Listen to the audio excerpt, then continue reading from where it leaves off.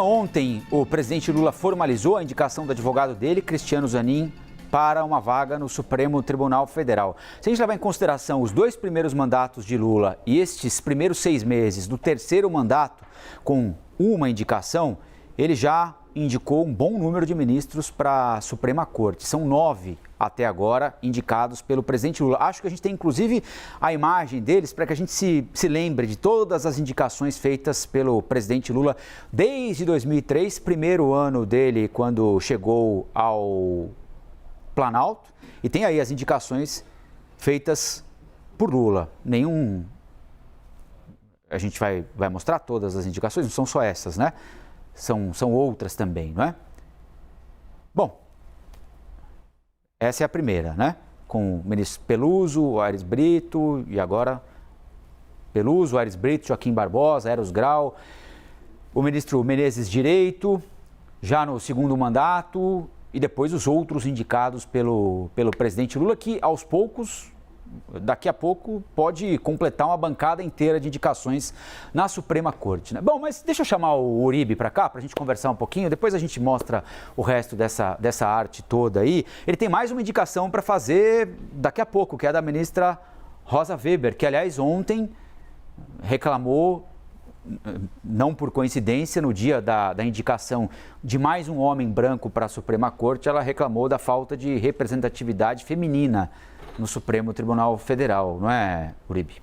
Foram apenas 3 mulheres, né? Ellen Grace, Rosa Weber e Carmen Lúcia.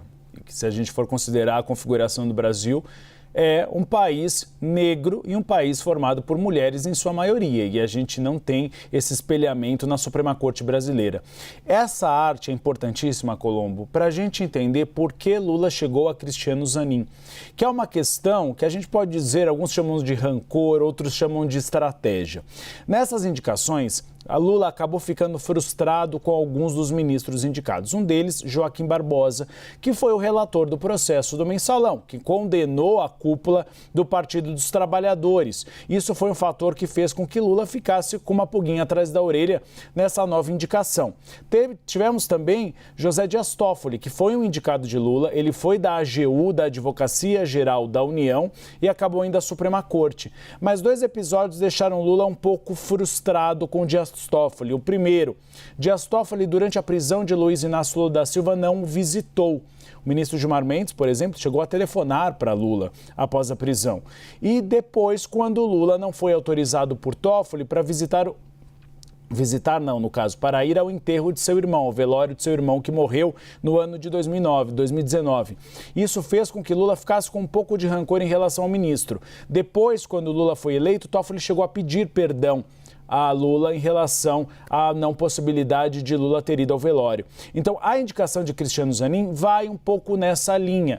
Lula quer um nome que não vá trazer para ele problemas no futuro na visão de Lula. Mais ou menos o mesmo perfil de Ricardo Lewandowski. Lewandowski foi revisor do processo do Mensalão e é considerado um pouco mais alinhado, não foi numa linha tão direta como Joaquim Barbosa.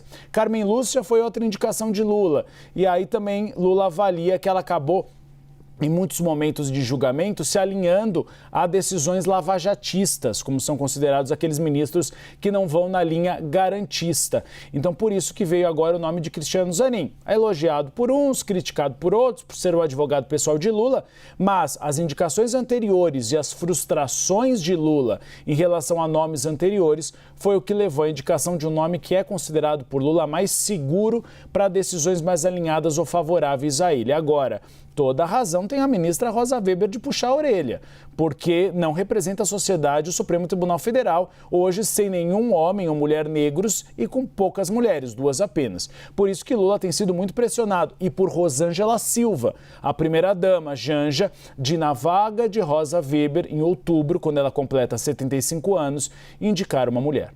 Eu estou tentando lembrar de todo mundo aqui, Uribe, de cabeça, mas se eu não estiver enganado, tem mais careca do que mulher no Supremo Tribunal Federal, não é isso?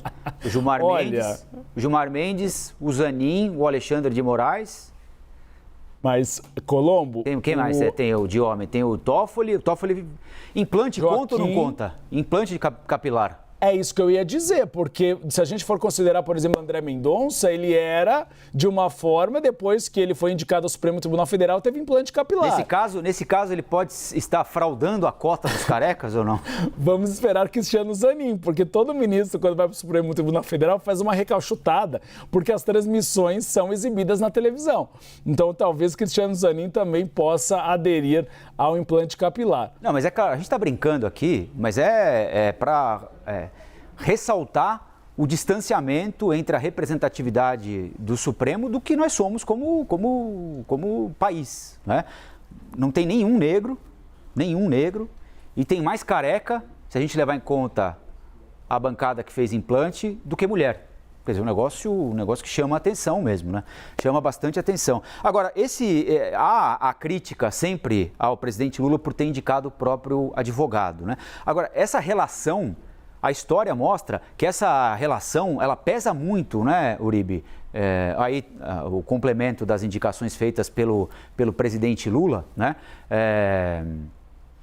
Eu estava dizendo aqui que essa aproximação, ela conta muito na hora de um presidente fazer uma indicação, né? Então você tem lá o Fernando Collor de Mello, que indica o primo em segundo grau, mas é o primo.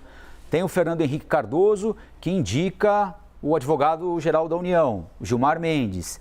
Tem o Lula indicando o Toffoli, advogado do PT. Tem o Bolsonaro indicando o terrivelmente evangélico André Mendonça. Tem Temer indicando o seu ministro da Justiça, Alexandre de Moraes. Ou seja, esse é um padrão, não é?